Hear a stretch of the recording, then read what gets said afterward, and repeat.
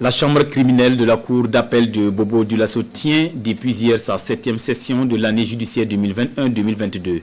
33 dossiers de crimes de sang, d'atteinte aux biens privés ou d'infraction à la foi publique impliquent une cinquantaine d'accusés. Ils seront à la barre 12 jours durant pour répondre de leurs actes. L'ouverture de cette session avec Kassoum Milogo et Ismaël Saturnin Paris. C'est parti pour la 7e session de l'année judiciaire 2021-2022 de la chambre criminelle de la cour d'appel de Bobo-Dioulasso. Siégeant dans son pôle criminel, 12 jours durant, plusieurs dossiers sont prévus pour être jugés.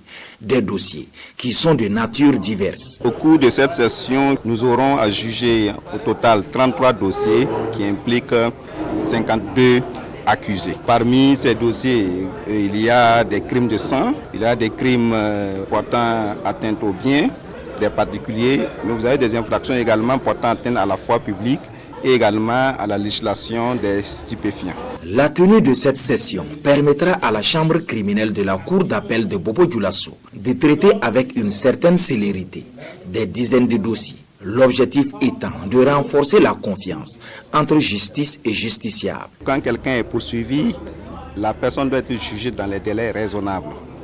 Et donc la tenue de ces sessions nous permet de rassembler un grand nombre de personnes, de dossiers, et pouvoir les juger. Ce qui nous permet donc de respecter non seulement les droits à une justice équitable, mais également permettre aux victimes et à la population de savoir que les dossiers ne dorment pas dans les tiroirs. L'organisation de cette session de la chambre criminelle de la cour d'appel de Bobo-Dioulasso, à l'instar des 6 précédentes, bénéficie de l'accompagnement du PNUD à travers le COSET, le programme Cohésion sociale, sécurité et état de droit.